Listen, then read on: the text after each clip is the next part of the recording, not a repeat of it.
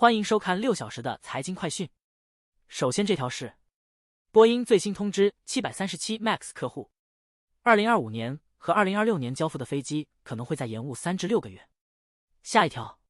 软银集团收购人工智能芯片制造商 Graphcore 将获得资源提升竞争力。CEO Nigel Toon 承认公司面临困难，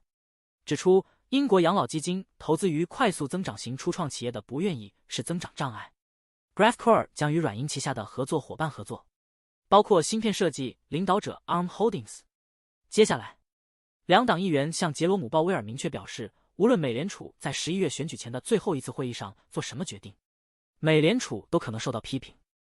下一条，富国银行认为特斯拉股票估值高企，将评级下调为卖出，导致特斯拉股价下跌。分析师表示，人工智能热情减弱或将影响特斯拉的估值倍数，鉴于其股价已达到历史高度。下面这条，美国夏季旅游季出游人数创纪录，但交易员压住航空公司无法从中获利，航空股表现不佳，而航空旅客却激增。航空公司面临飞行员和机组人员短缺、空中交通管制限制和增长计划过于雄心勃勃等问题，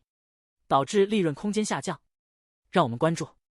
中国6月份银行贷款增幅低于预期，部分关键货币指标创下新低。尽管央行继续采取支持性货币政策，但数据显示经济疲软，引发担忧。让我们关注美联储主席鲍威尔对近期公布的通胀数据表示乐观，市场预计美联储将在9月会议上开始降息。尽管近期就业数据表现疲弱，但通胀数据良好的趋势为降息提供了空间。7月的 PCE 读数将提供更多通胀信息，为美联储7月政策会议定下基调。让我们关注美国公司即将发布季度业绩，投资者预期业绩增长亮眼，尤其是英伟达、NVDA 和微软、MSFT 等华尔街科技巨头。受科技巨头和其他美国公司业绩支撑估值预期的提振，股价近期上涨。让我们关注摩根大通第2季度净利润大增，得益于一次性会计提振和华尔街复苏，但关键收入来源再次下降，凸显了即使是美国最大的银行也面临的挑战。下面这条，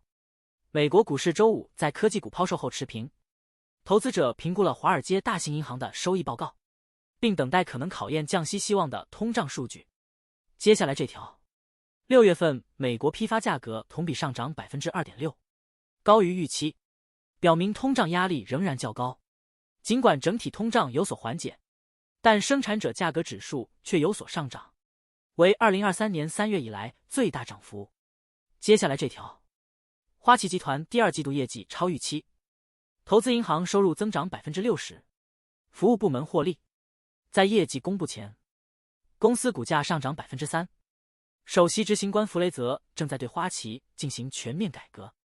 以提高业绩、降低成本并简化业务。此前，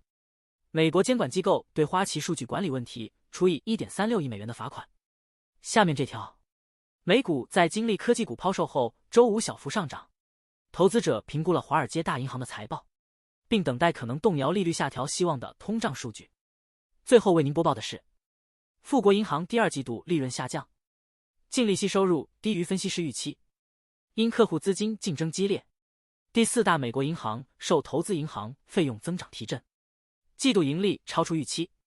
但净利息收入下降 9%。